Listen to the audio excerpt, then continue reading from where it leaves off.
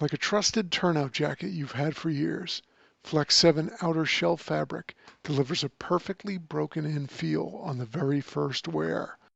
Flexible, comfortable, and powered with the strength of Enforce technology, Flex 7 outer shell fabric is made to move. To learn more, visit tencatafabrics.com/flex7. Flex 7, powered by Enforce technology, only from TenCate Protective Fabrics.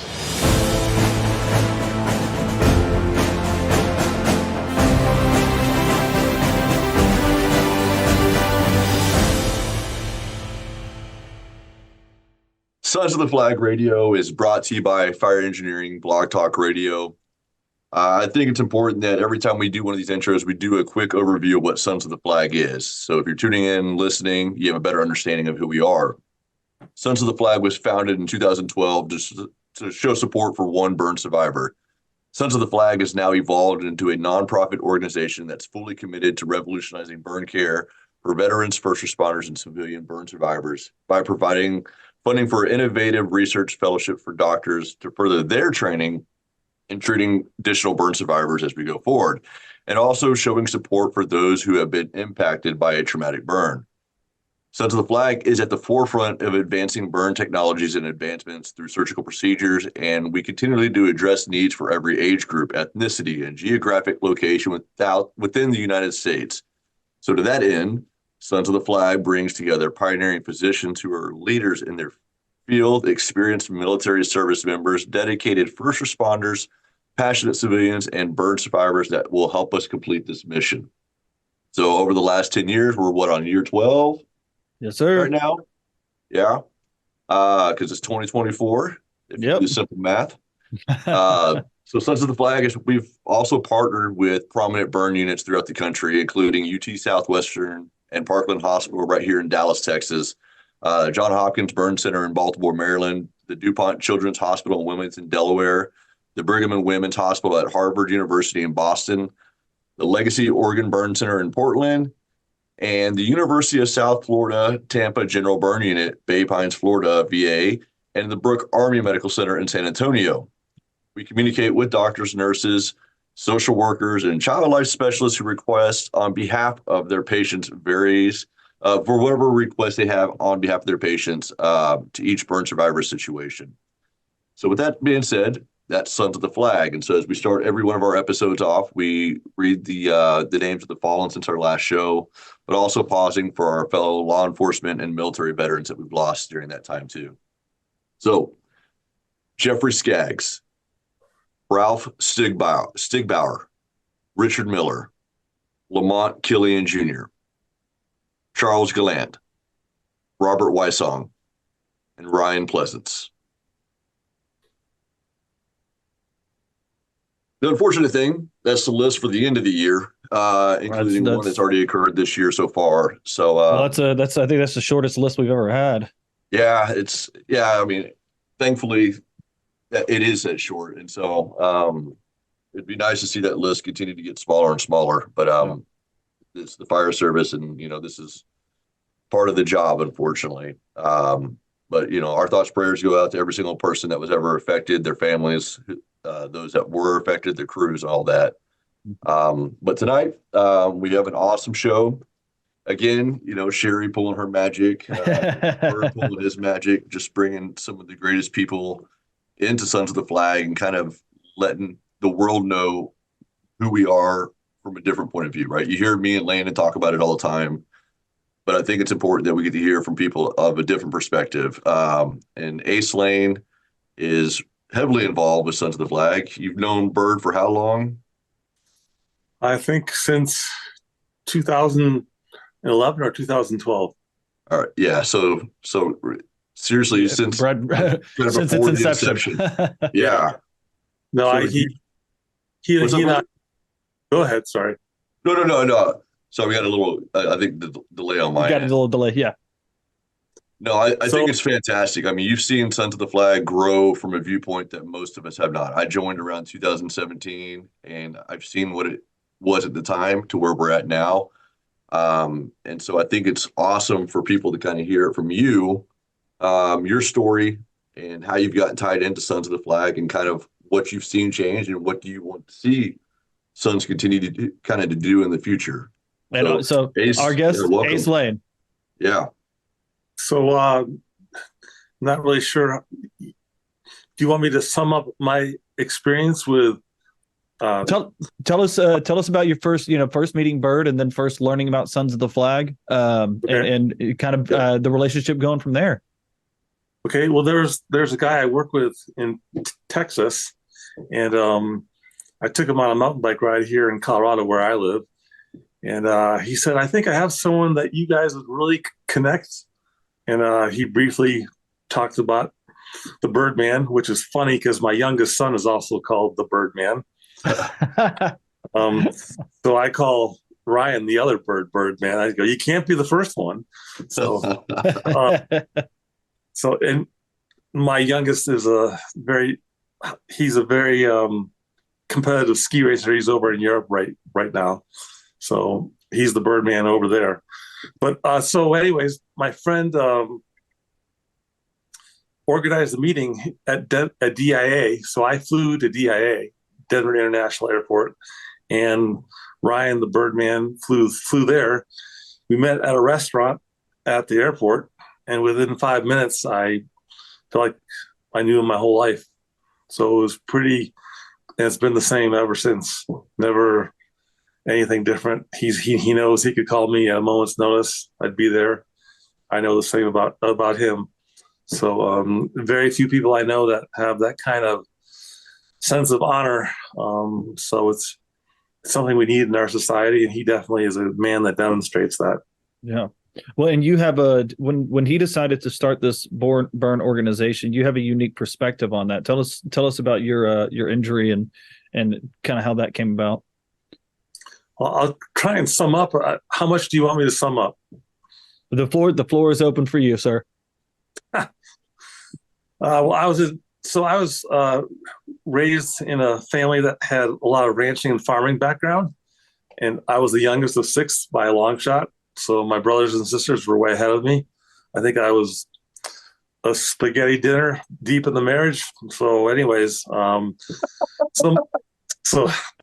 my brothers and stuff were putting in fence posts, and me as a 7-year-old, I guess is probably when I started.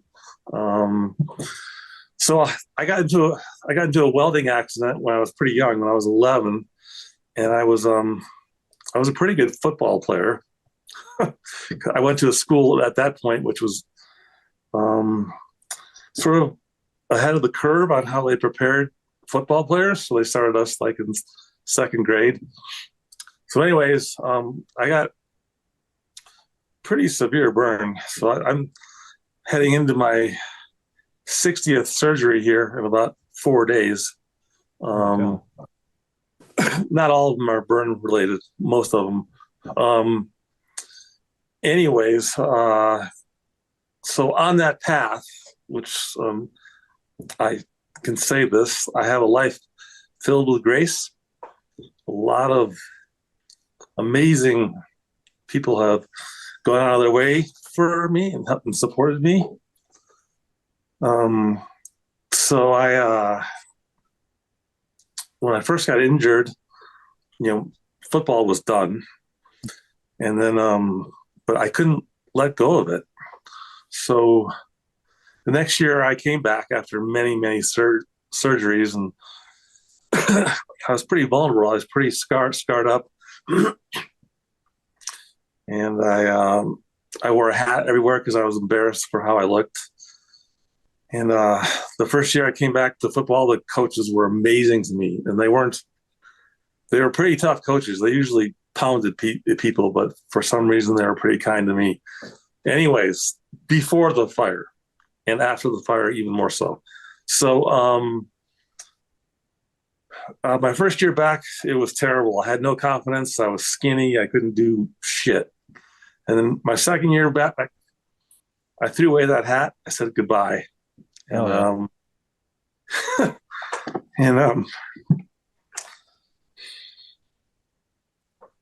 sorry about this. Oh, you're good, brother.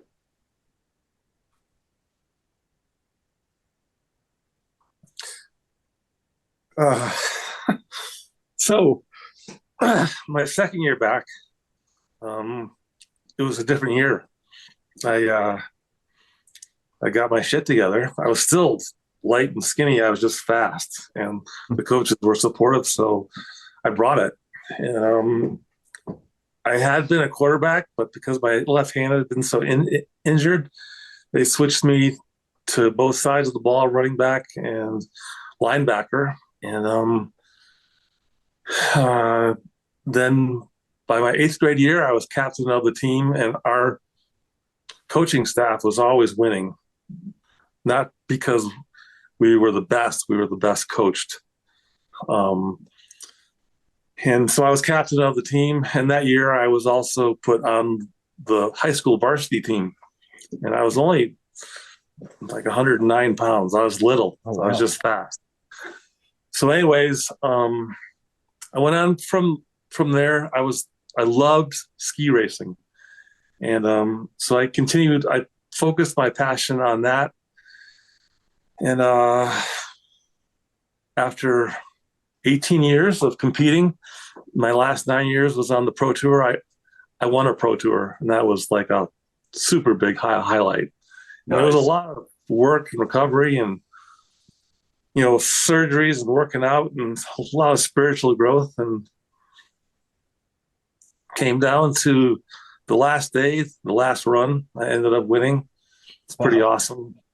From there, I happened to graduate college, which was pretty amazing. And then I designed and built a water ski lake after I retired from ski racing, and that turned out to be successsul. Seems kind of scary going into it. Didn't know what I was getting into, but it felt like a good idea. Anyways, so we sell memberships on the lake. We've been sold out for many years, and we've held triathlons there to benefit Sons of the Flag, and we've raised a fair amount of money. Then we had some forest fires come through, and so we've been stalled on doing those since then. And I have 3 awesome sons who are my heroes, and I have a good life. I have a great puppy dog. I have a good girlfriend, and I love where I live and get to meet cool guys like you guys. Hell yeah!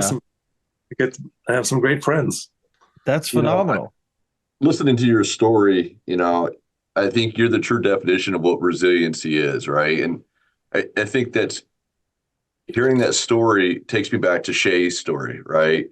And just overcoming an extreme adversity, and it's such a young age too, like, and having to shift your perspective so quickly. I mean, we work with so many young kids who have been burned, and for them to be able to kind of look at this and say, somebody else did it. And I know I can at the same time. But the thing is, what I love is, you went to school the first year with the hat on, and the second year you took it off. And that's like, to me, it's telling me, this is me. This is my new coming. I'm here. Stop me. and I think that's, when I hear your voice talk about it, I can hear the emotion in your voice. And I think that just speaks volumes, because even if you're not you never were burned, right? We're thinking about also families, right? We're looking at everybody in society. I think you nailed it perfectly too. The way that you and Burb had that type of relationship, that we got to have that camaraderie back in society. We've got to be loving each other and taking care of each other. And I think that's extremely important. But we've also got to respect other people, right? When we deal with these types of incidents, these types of events, it's extremely life-changing for this group of individuals. And so as a society, we've got to learn to adapt and welcome them in, because it takes a tribe to make everything happen. If we start doing this thing on an individualistic type level, then we're going to keep seeing some of these kids not progressing in society. We're going to see people continue to regress through their therapies and whatnot. But having a mindset that I'm going to take the hat off, I think that just speaks volumes. And I think that's how you could define yourself. I took my hat off. Here I am. Super liberating. As soon as I took it off, I was just so happy to not be hiding underneath that anymore. Yeah, and then incredible. just me, I just charged ahead. There was obviously a lot of challenges and weird shit that went on, but I mean, that's a whole nother story. So, but you know, the, I have this great life. So, Well, it's when you have a surgery coming up. When was your last surgery that involved for the burns? that was with Dr. Lon, who's with Sons of the Flag at Florida in Tampa. And that was my most recent one. That was in October. And so that was a full thickness graft on my neck. It's just been like this. It's been a process because I've outgrown it and I expand it, and obviously, yeah. So I need to kind of keep moving with it, and that surgery happened to be very successful. The next one, I go to California. It's not a Sons of the Flag. It's related to the burns, and that and I'm not trying to like boohoo ace. This is, I've had a very active life athletically. Yeah. And the scar tissue is pulled on my neck hard. I've also had some pretty bad crashes. But I lost quite a number of discs in my neck. So this next surgery will be disc replacement surgery in California. And it's related to crashes and also the scar tissue pulling so hard on my neck and me, fighting it to do what I do. You're bringing up a great point, and we've talked about this with other survivors that we've encountered. Is that the initial burn itself, right? The recovery period is one thing, but you have a prolonged life of things that are going to be happening. Like you were saying, you got to continue to grow with the scar tissue. It's going to keep causing issues, and we're going to have to continue the process to keep making life the quality of life for everybody fantastic. And just it's a continuing process. Just because we get everything corrected in the short time, there's a long-term process that we've got to be invested in. And I think that's one thing that it's hard for, I think, the common public to understand, is that there's now a lifetime of things that are going to continue to occur. It's not just this one-stop shop that we're here, Sons of the Flag and other great organizations that are out there that are going to be fully invested in making sure that you guys that have gone through these traumatic experiences are getting the quality care to get back to that quality of life that you strive for. And I think that's a part of burns that's truly overlooked. And it's unfortunate because there is a long-term effect that most people are not aware of. So when you were initially burned, you said it was a welding accident, correct? Yeah. What was your initial burn percentage? Do you remember? Yeah, it was 40% was third degree. Can't remember what percentage was second degree. And then some of it was worse than that because I lost some ligaments in my left hand. And I've had a number of surgeries on my hand, and my hand works great. I can't open it all the way. Right. Actually caused a lot of horse collar tackles when I played football. Right. You're the reason they have the penalty now. Yeah. My dad thought it was cool. He gave me this nickname, the headhunter. He was not one to hand out compliments, but I remember that one. That's awesome. When you were talking about your football coaches, I saw it get kind of emotional, and you talked about the impact that they had. Do you have a specific coach that truly had an impact on your recovery process? I don't know about the recovery process, but he always saw me for me, and I was always willing to, before I got injured as well. Yeah. I had rheumatic fever, but like when I was 6, I missed a year of school because of that as well. But that was like, that was like a bowl of cereal compared to this other stuff. But so he, I don't know, he sort of picked me out, and he was one of those old school coaches. I think he was a professional athlete himself, and he was a hard ass, and he would just work kids over. But for me, he was always like, you know, showing me up. And when I came back, he had to have known I was scared. So he had all the teams kneel down and fuck. And welcome me back. And he just talked about my character.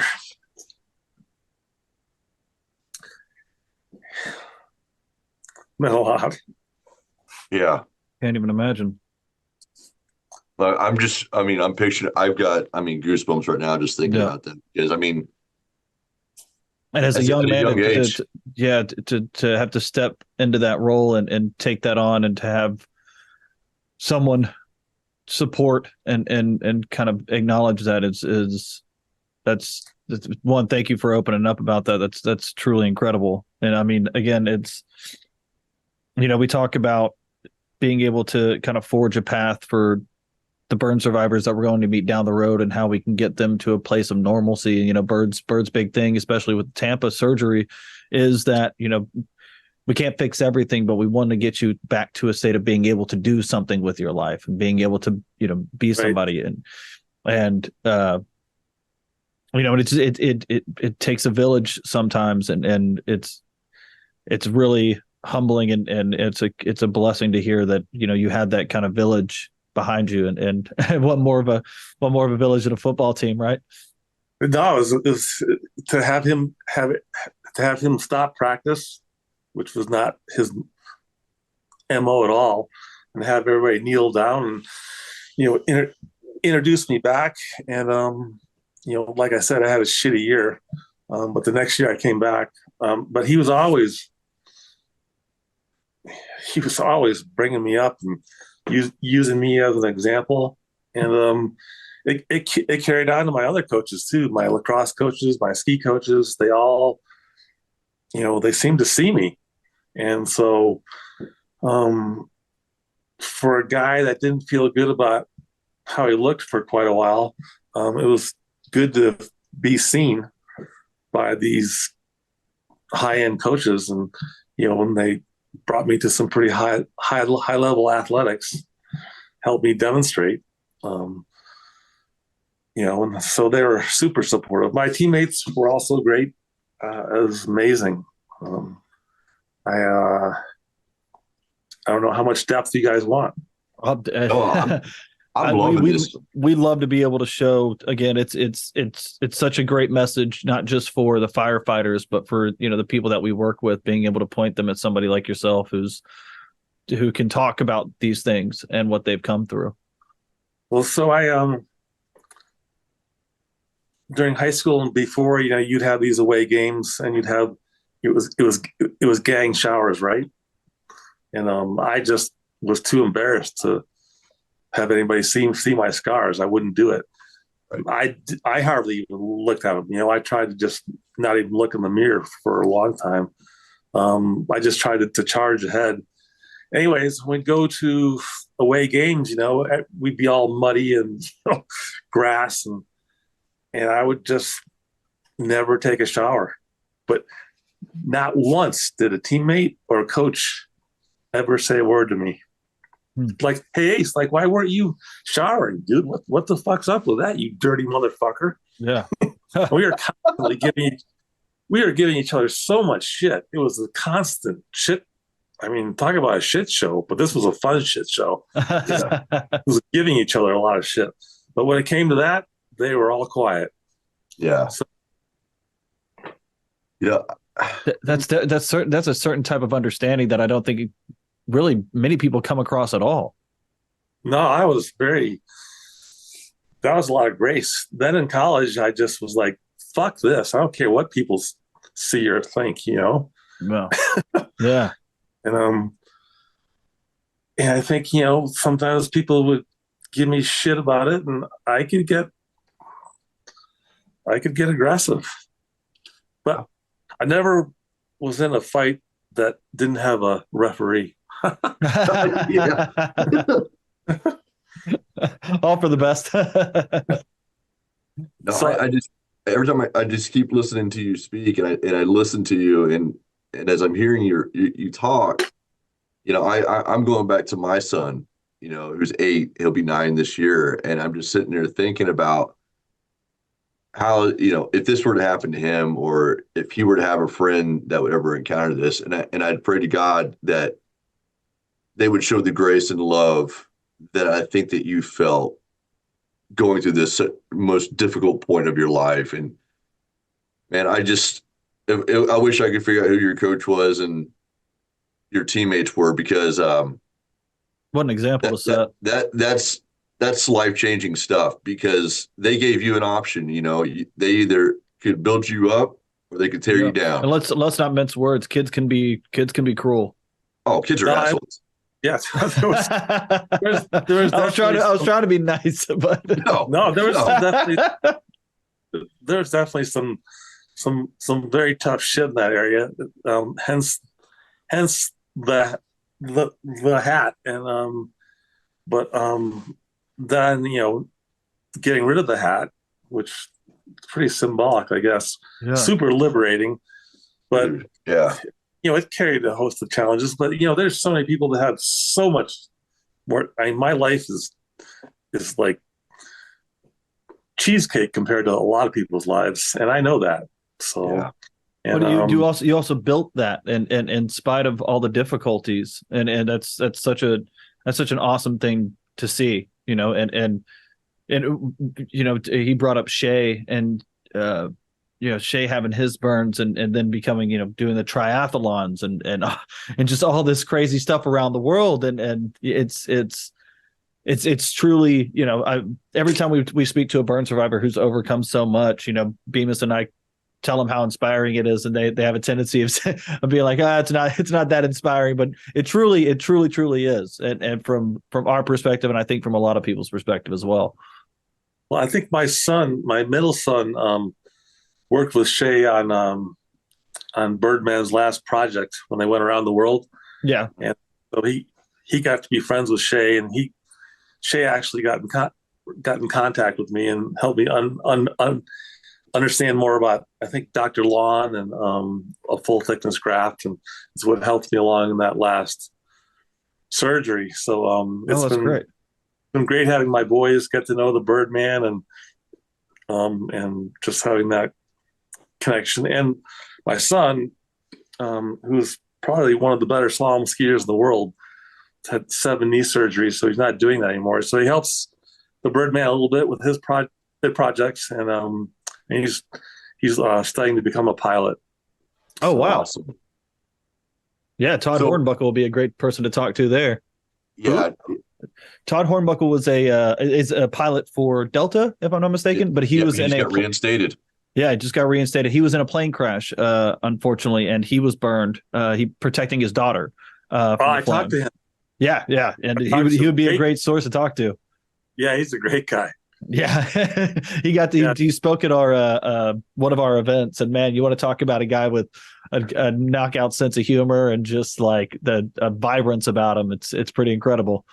But it's great that we're talking about Todd real quick, also, because hearing your story, you, Shay, and Todd all have something in common, and that is overcoming every damn obstacle laid before you. And you guys were at the peak in your prime, and you were hell-bent and set on playing football, and then you became a professional skier. You said downhill skier is what you were? A racer? Yeah. And then you have Todd, rate U2 pilot, and then Delta pilot, being reinstated, not giving up his dreams. And you have Shay, world-renowned triathlon champion. I mean, I don't know, what, 15 triathlons or whatever he's at now? I forgot what the number was.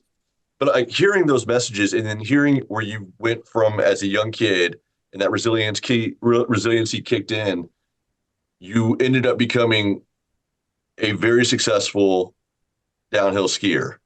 And I think that's huge. It echoes the same message that everybody needs to continue to hear. Like, it's not done. It's not done. there are great things ahead of you. You've got to push through. You got to work your ass off. It's going to be so damn hard. But that's what I love about this organization and what I love about Bird. We have the resources in place that we're going to push you across that finish line. We're not going to stop. And I think hearing y'all's message just really reiterates that all of us here at Sons of the Flag, we're going to push you across. We're working with you on this all the way through. And I just, God, I don't know. I feel like I haven't done a damn thing when I hear all you guys talk. I feel good all. Yeah. Oh, I love it. Everybody's life has challenges. It does, man. And you know, you said it earlier, everybody's challenges are different. You don't know the backstories half the time, but everybody's got some sort of challenge or some sort of obstacle that they got to overcome. But let's talk about, I'm interested in hearing the skiing. I want to hear a little bit more about the professional side of your skiing career and, you know, the successes you achieved with that, especially, you know, being a burn survivor and overcoming those obstacles. I think that's a huge thing to really talk about, because, you know, like Zach learned to shoot a gun last year or the year before, and, you know, and he's beating people. Hearing these types of stories is absolutely amazing. Well, so we were living in Chicago at the time, and we came out to Colorado to go on a ski vacation, and I just fell in love with it when I was like 6 years old. But of course, there wasn't much skiing to be done in Chicago area, so I just looked all summer, and so, anyways, I think I was 13. So a couple of years after my injury, I went to the ski racing camp in Jackson Hole, Wyoming, because I really wanted to ski race. And I never had. I didn't know anything about it. And the camp was filled with all these, I think, you know, kids like probably 12 to 25, you know, and a lot of high level skiers. And I was certainly I was very embarrassed, because my first year there, they had 6 groups. And, you know, the first group was the best. The 6th group was, you know, the worst. So they put me in the 6th group. I was bummed. Plus, I was healing and going through my stuff, and you know, this was really a big dream of mine. So I went home. Now, were those predetermined spots, or are they based upon? Okay. No, they evaluated your skiing. Okay. In a race course, which I think I had only been in like maybe 2 or 3 times, and all the other athletes and kids that were there, you know, they were from Colorado or somewhere, and they were ski racers. I just wanted to be one. So, anyways, I went home and I just thought about ski racing all the time. I'd be in math class and I'd just be drifting off thinking about running gates, you know, and I just was in love with it. So that winter we went on another ski vacation for like probably a week and a half, but no gates, no training, no coaching, nothing. And so the next summer I went back to the same camp, Pepe Stiegler's racing camp, pretty famous ski racer from Austria. And so they evaluated me again. I was in the number 1 group. So I got this award, and, you know, it was because I was thinking about it. I wasn't actually doing it. I was thinking about it. Yeah. And I was just thinking about how that turn would feel and what I had to do to get there, and all the things that I had learned by absolutely sucking the first year I was there. And so then it sort of took off from there. And then I try to sum this up. I pushed it really hard. I think I started to work too hard, and I sort of lost some of the joy for it. And I decided, you know what, I'm just going to ski for a college and get a degree and take it easy. And I had a big spiritual shift. And so I stopped working as hard, and all of a sudden it got fun again.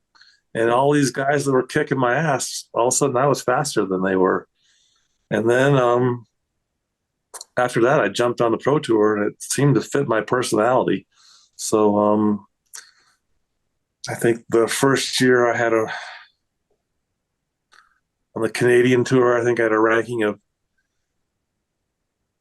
600.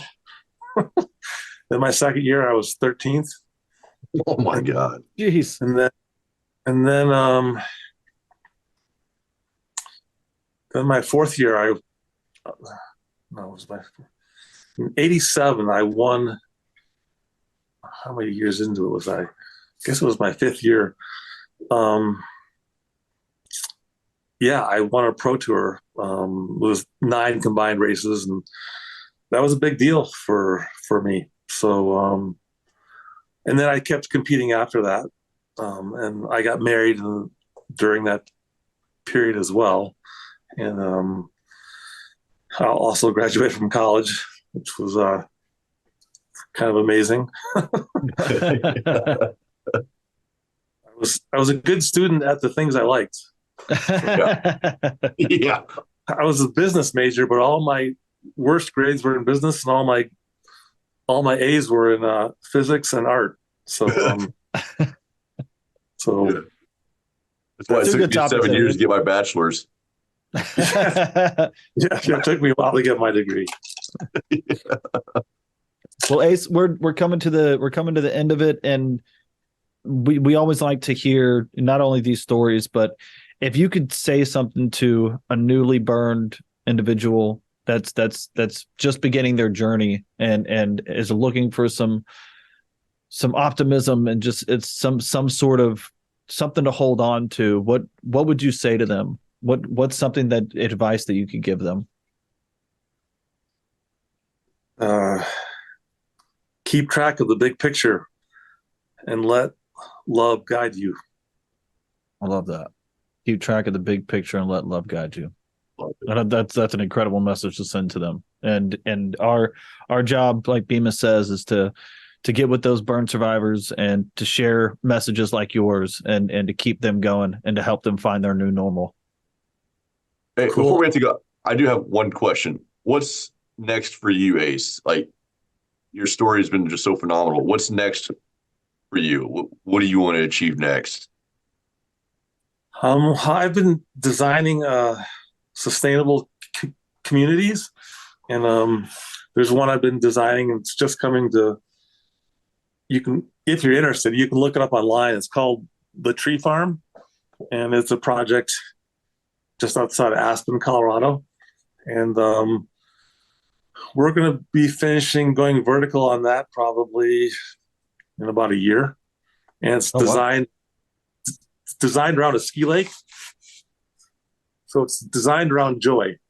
And it's a different kind of sustainable. And there's a lot of, there's all the other sustainables that everyone talks about, but then there's the ones that they don't talk about, and that's joy.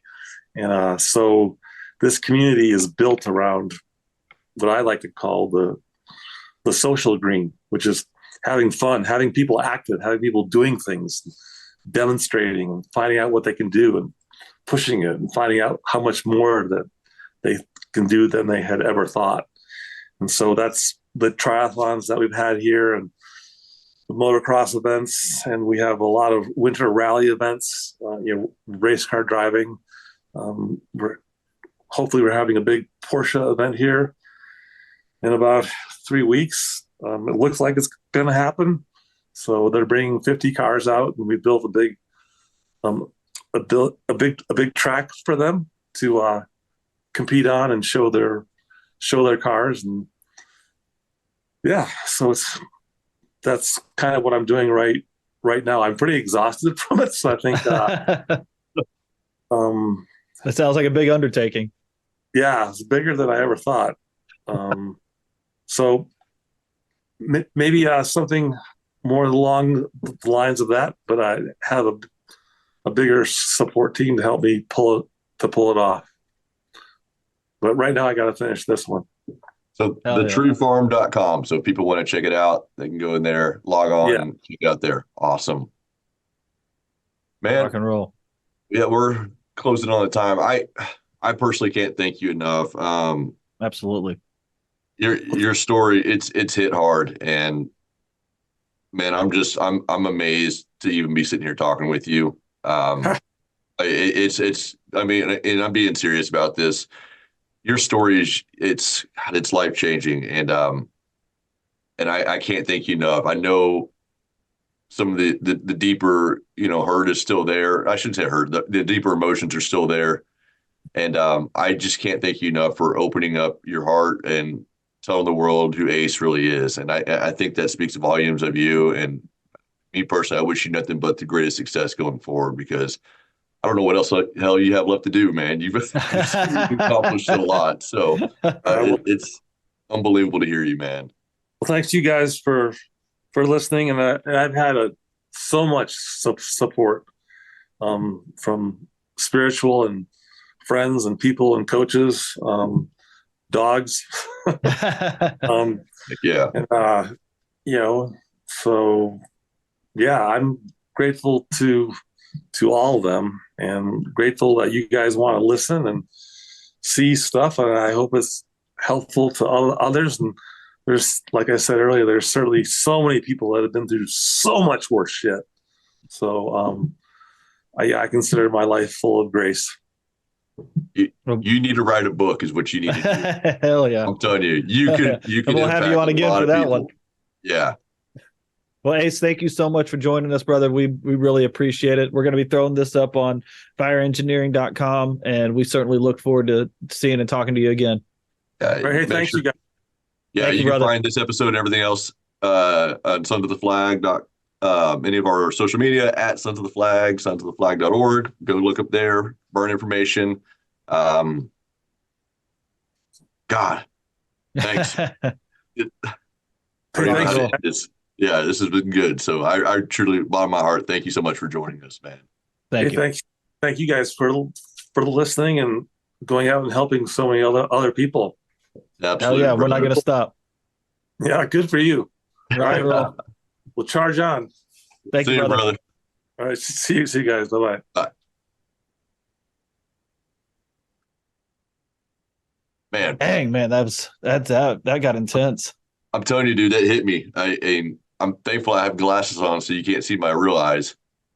But put some light in here because notice I got a little dark there, but that's I went ahead. I didn't plan on purchasing that Zoom deal, but once he started getting into a story, I was like, screw it, I'm going to spend the extra $16 because I want to hear what he had to say. And that's I'm telling you, it's interesting to see how, even with everything that he's overcome, there's certain things that are still fresh whenever he talks about, and I think that type of vulnerability really shows when others look at this. It shows, there are going to be seeds of that still there, but the overcoming side of it is so fucking awesome. That's so damn cool, man.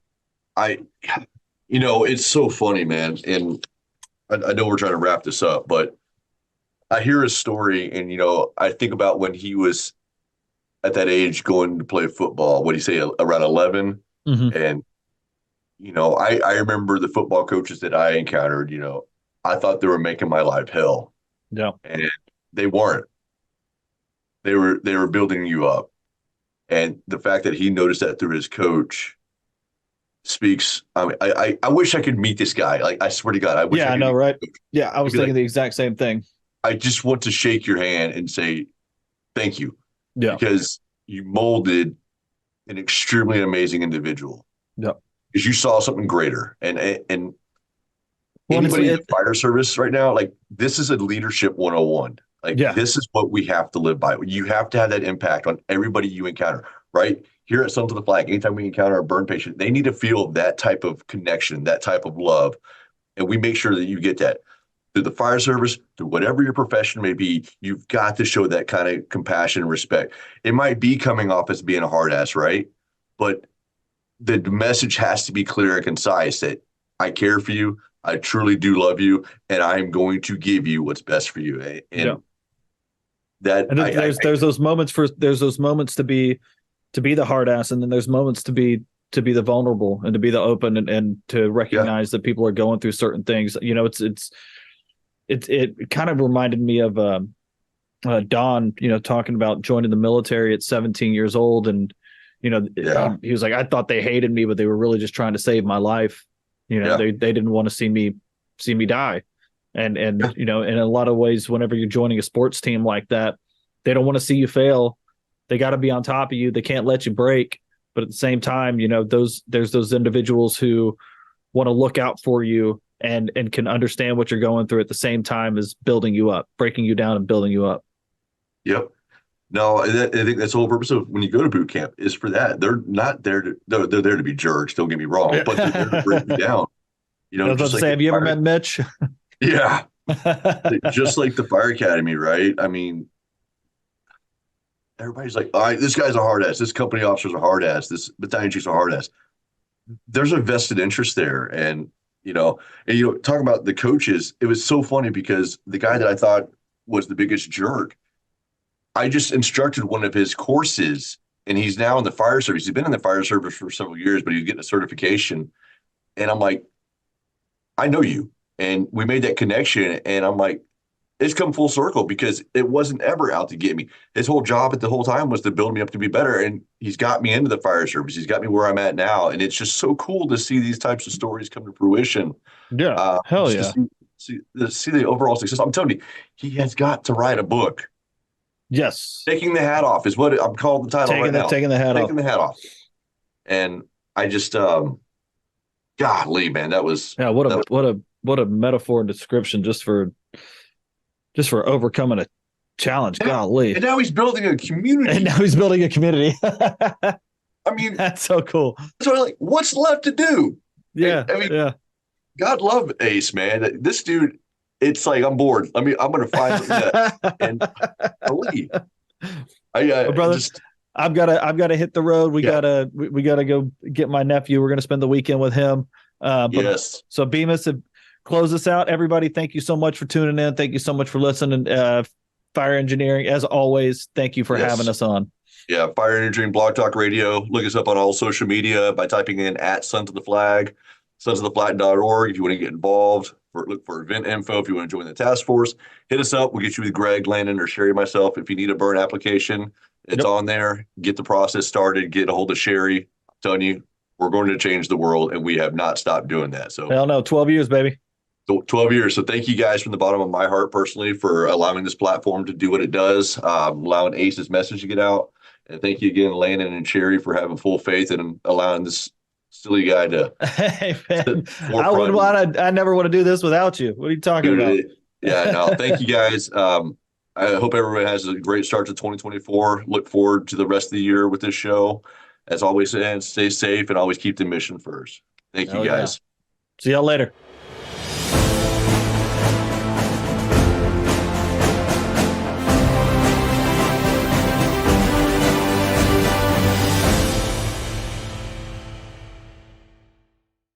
Like a trusted turnout jacket you've had for years, Flex 7 outer shell fabric delivers a perfectly broken-in feel on the very first wear.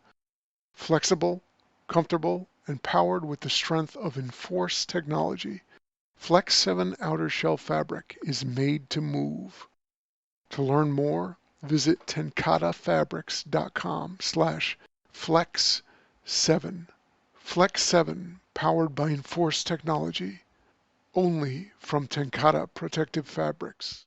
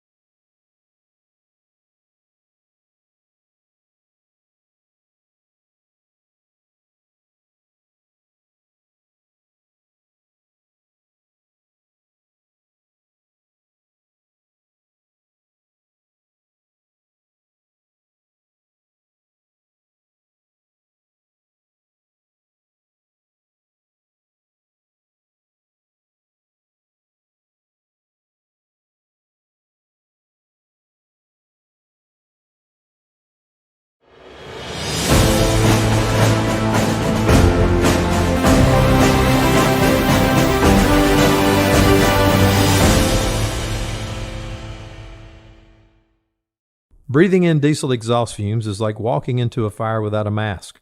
Over time, those toxins lead to cancer.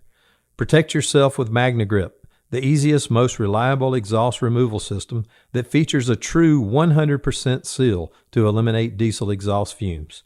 To get free grant assistance, visit magnagrip.com. The Firestore, equipping protectors with passion. Every decision the Firestore makes as a company is about its customers. As the holiday season has quickly approached, explore a wide selection of unique and practical gifts at the Firestore's Gift Center. Find the perfect presents for firefighters, EMTs, and first responders today. The Firestore's goal is to get you the gear you need when you need it at prices you can afford. Visit thefirestore.com for everything but the truck and shop its family of brands including Streamlight, MSA, Lion, Fleer, and more.